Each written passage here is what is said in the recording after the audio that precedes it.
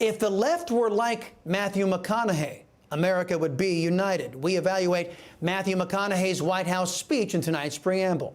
As a Texan, I kind of like Mr. McConaughey. I also like Democrats Henry Cuellar and the mayor of Dallas, Eric Johnson. These are men who, as I said, are Democrats, but don't want to abandon and destroy the Constitution the way the majority of the Democrat Party does. Because McConaughey chose to use his celebrity to try and find solutions, to talk with people and understand differing perspectives, I decided to hear him out.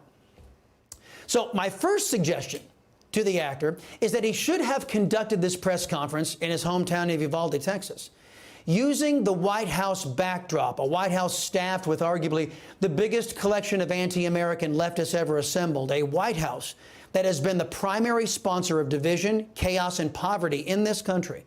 McConaughey's choice to stand there ensured that a healthy segment of the population that is being harmed by that White House tuned him out.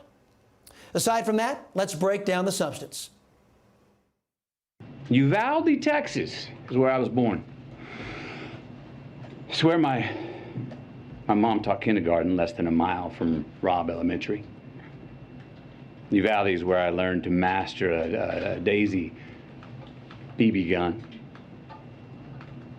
That took 2 years before I graduated to a .410 shotgun. Uvalde is where I was taught to revere the power and the capability of the tool that we call a gun. Uvalde is where I learned responsible gun ownership. Okay. Notice how McConaughey, a man of the left, didn't start off by cursing gun owners, cursing guns, falsely blaming gun owners for the antics of a Hispanic wacko who slaughtered innocent babies in Uvalde. McConaughey reminded us that safe and respectful gun ownership is a good thing. He then hit on some areas of agreement. Look, we heard from so many people, right? Families of the deceased, mothers, fathers, sisters, brothers, Texas Rangers, hunters, Border Patrol, and responsible gun owners who won't give up their Second Amendment right to bear arms. And you know what they all said? We want secure and safe schools, and we want gun laws that won't make it so easy for the bad guys to get these damn guns. Okay, we agree. Most Americans want to make sure folks who shouldn't have a gun don't get the guns. Sadly, many of these shootings are as a result of left-wingers not wanting to put troubled youths into the justice system, like we saw in Parkland and Uvalde. Democrats thought it best to protect young criminals rather than innocent Americans. The results of that lawless and stupid decision were deadly. The other shootings were bigger examples of government's failures. The Dylan Roof shooting, where the FBI allowed him to buy a gun he shouldn't have been able to buy. Like government's failure in Sutherland Springs, Texas, because bureaucrats in the Air Force didn't report the shooter's disqualifying background, he was able to buy a weapon and conduct the worst church shooting in our history. Did government get punished? No. Oh, sure, the Air Force had to pay up, but whose money was that? Ours. Oh, and to McConaughey's call for securing schools, Joe Biden doesn't believe in that. When it comes to schools, and I don't know what he said specifically about schools. I know there's been conversation about hardening schools. That is not something that he believes in. So right there, Democrats are on record saying they don't believe in securing our schools.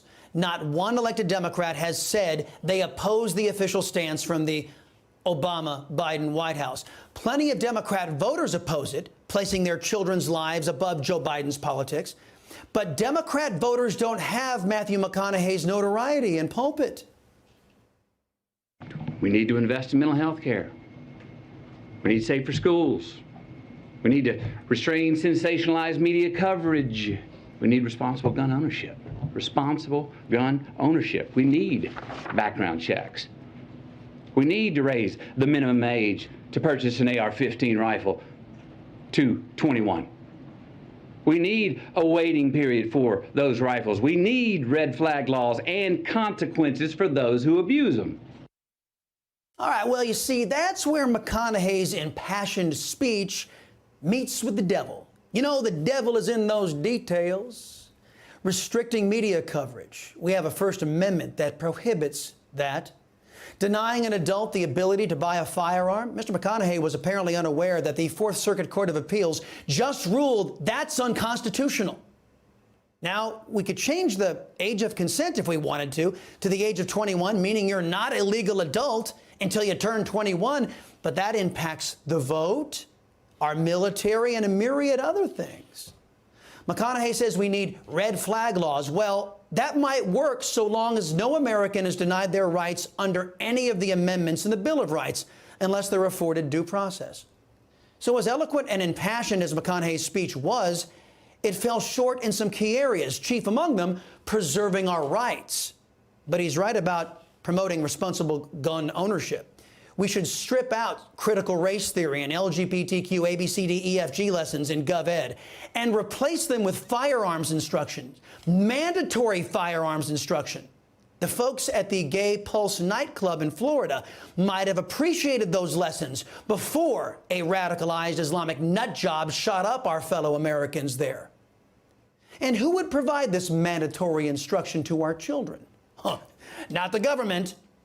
Let's turn to another actor who leans left, who knew exactly who America should call on.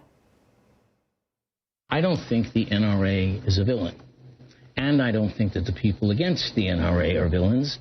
I believe that's a problem of the press, which started with an us-them. And at the same time, I believe that there is an inappropriate amount of gun violence, and I think we should turn this over to the people who are expert at this. And the original mandate of the NRA was to train responsible gun ownership, and the NRA should handle it. They should train excellence in gun ownership.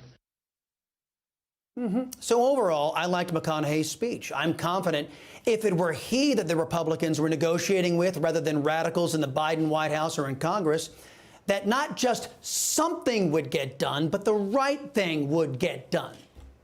One last point of agreement with McConaughey, a man of the left.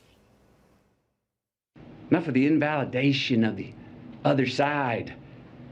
Let's come to the common table that represents the American people. Find a middle ground, the place where most of us Americans live anyway, especially on this issue. Because I promise you, America, you and me, we are not as divided as we are being told we are. That may be true. If you folks on the left are tired of socialists and anti-Americans like, the folks in San Francisco apparently are, they just recalled a Soros-funded pro-criminal DA.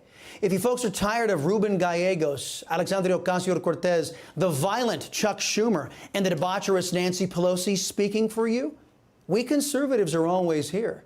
And unlike your leftist leaders, we'll actually listen to you.